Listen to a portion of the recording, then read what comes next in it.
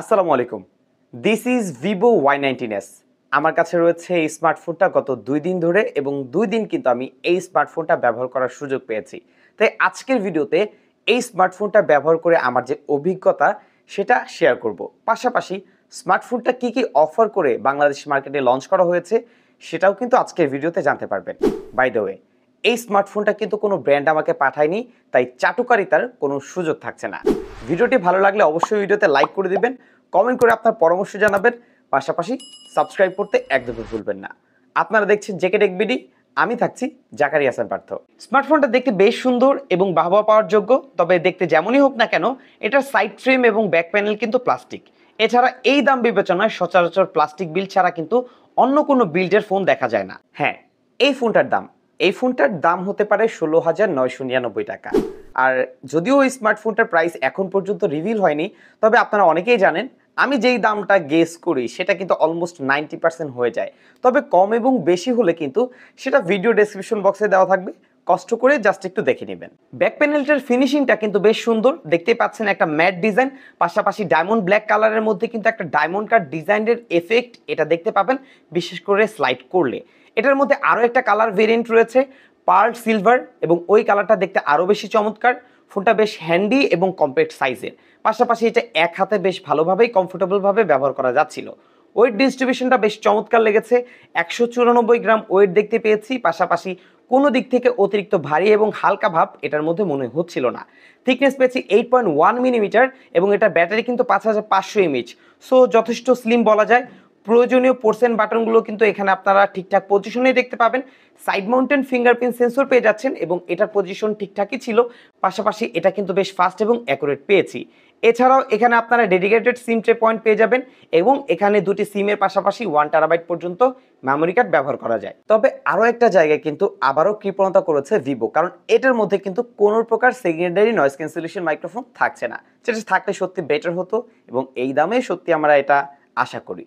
এছাড়া এটার মধ্যে যদি সফটওয়্যার বেজও ব্যবহার করা হতো সেই ক্ষেত্রেও বেটার হতো, যদিও এই স্মার্টফোনটার মধ্যে সেটাও থাকছে না। আমি জানি আমাদের অনেকের চোখে পড়েছে এই ক্যামেরা বাম্পটা, কারণ এই দামে এই ধরনের স্টাইলের ক্যামেরা বাম্প সচরাচর কিন্তু আমরা দেখতে পাই না। ব্যবহার করা হয়েছে 8GB লাইট, এবং এই 8GB লাইটটা কিন্তু একটা ডিফারেন্ট কালার প্রডিউস করে। হ্যাঁ, চার্জিংয়ের সময় এক কালার, ফুল চার্জিং হলে এক কালার, নোটিফিকেশন, কল ইত্যাদি আরও ডিফারেন্ট কালারের লাইট এফেক্ট কিন্তু দেখতে পাবেন। তবে সব থেকে যেই বিষয়টা ভালো লেগেছে সেটা হচ্ছে এটার মধ্যে যে 8GB লাইটটা ব্যবহার করা হয়েছে সেটা কিন্তু যে কোনো অ্যাপস, ফেসবুক, ইউটিউব অথবা যে কোনো অ্যাপসে যখন আপনারা মিউজিক প্লে করবেন তখন কিন্তু এটা বিটের সাথে টোটাল 3টি এফেক্টের মাধ্যমে এটা রিফ্লেক্ট করবে অথবা এফেক্ট দিবে। যেটাই বলি না কেন, আসলে এই ধরনের ফিচার কিন্তু এই দামের মধ্যে সচরাচর কোনো ব্র্যান্ডে এখন পর্যন্ত ব্যবহার করেনি। আই হোপ সামনে হয়তো আমরা দেখতে পারি, বাট এটা কিন্তু একটা ফ্ল্যাগশিপ ফিচার বলা যায়।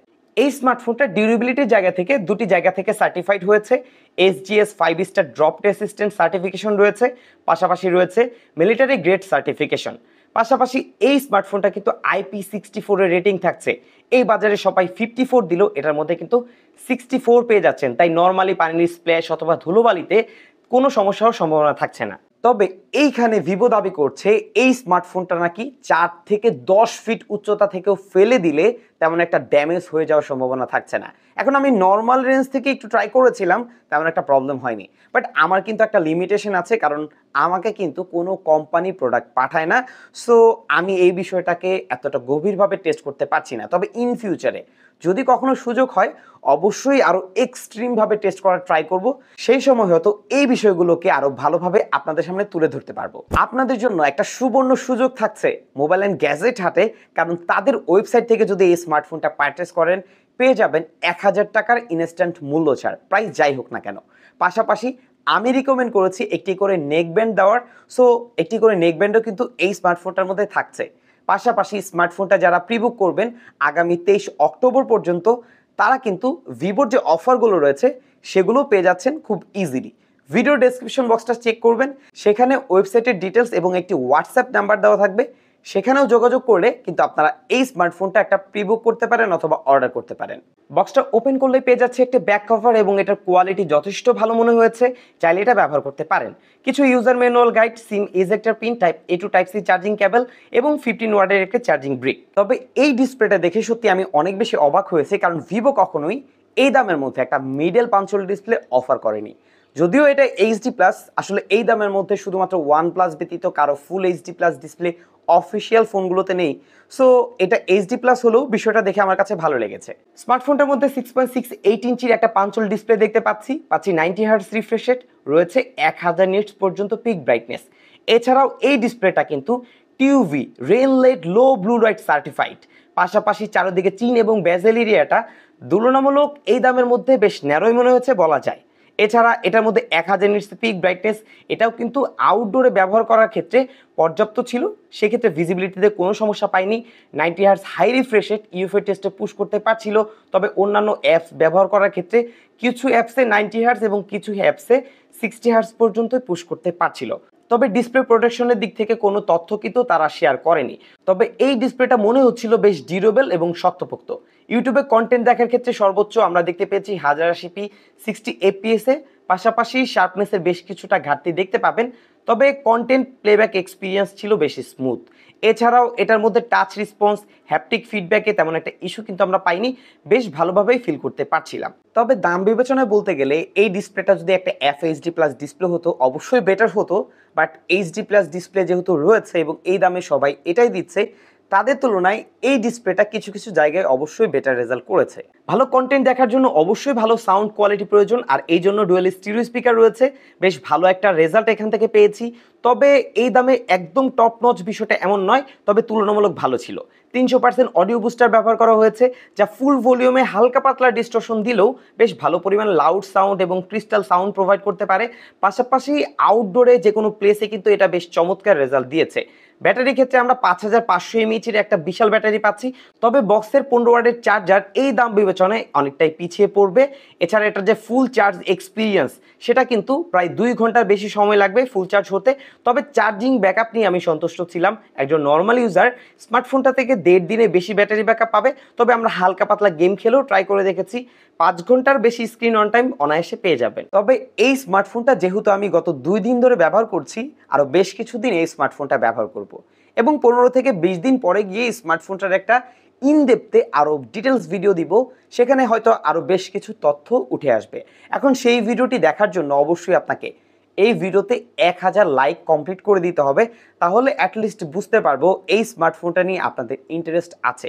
তাই ভিডিওতে লাইক করতে ভুলবেন না, সাবস্ক্রাইব করতে ভুলবেন না এবং কমেন্ট করে আপনার যে কোনো পরামর্শ জানাতে পারেন আমাদেরকে। হার্ডওয়্যার 6GB র্যাম পাচ্ছি এবং 6GB extended RAM type LPDDR4X, 128GB রম, eMMC 5.1 স্টোরেজ টাইপ। সিপিইউ পাচ্ছি ইউনি অ্যাসোসি টাইগার T612, যার ট্রানজিস্টর সাইজ হচ্ছে 12 nanometer. Main clock speed 1.8 GHz, আর জিপিইউ থাকছে Mali G57। Funtouch OS 14 based on Android 14 পাচ্ছি। পাশাপাশি নেটওয়ার্ক এবং কানেক্টিভিটিতে 4G প্লাস, dual band WiFi, Bluetooth 5.2, GPS, FM এই ধরনের সুযোগ রয়েছে। ইউআইটা আমার কাছে বেশ স্মুথ মনে হয়েছে, তবে ট্রানজেকশনগুলো আরেকটু ফাস্ট হতে পারতো। পেয়ে যাচ্ছেন বেশ কিছু হট অ্যাপ, হট গেম, যেগুলো প্রি ইনস্টল অ্যাপ রয়েছে সেগুলো চাইলে আনইনস্টল এবং বন্ধ করে রাখা সম্ভব। এছাড়াও ইউআইটা নিয়ে আপাতত কোনো প্রকার বাগ ভাল্লুকের দেখা কিন্তু পাইনি। পাশাপাশি স্মার্টফোনটার মধ্যে 2 বছরের ওএস আপডেট পাবেন এবং 3 বছরের সিকিউরিটি প্যাচ আপডেট পেয়ে যাবেন। এছাড়া 6GB র্যাম থাকার ফলে এটার মধ্যে থেকে বেশ ভালো একটা রেজাল্ট পেয়েছি। ব্যাকগ্রাউন্ডে 6-7টা অ্যাপ কিন্তু একসাথে ব্যবহার করা যাচ্ছিল। অ্যাপগুলো সুইচিংয়ের ক্ষেত্রে কোনো প্রকার ল্যাগ বা হিকআপ দেখতে পাইনি। অ্যাপ ওপেনিং টাইম আরেকটু ফাস্ট হলে ভালো হতো। এছাড়া 6-7টা অ্যাপ ব্যবহার করলে এই ধরনের কোনো সমস্যা আপনারা দেখতে পাবেন না এবং র্যাম ম্যানেজমেন্ট মোটামুটি ঠিকঠাকই বলা যায়। তবে কমপ্লেন করার একটা মূল বিষয় হচ্ছে এটা প্রসেসর। এই দামে তারা চাইলে এর থেকেও ভালো প্রসেসর ব্যবহার করতে পারতো। এখন এই দামে আমরা G85 দেখতে পাচ্ছি, G81 আলট্রা দেখতে পাচ্ছি, অথবা ইউনিসকের T612 দেখতে পাচ্ছি।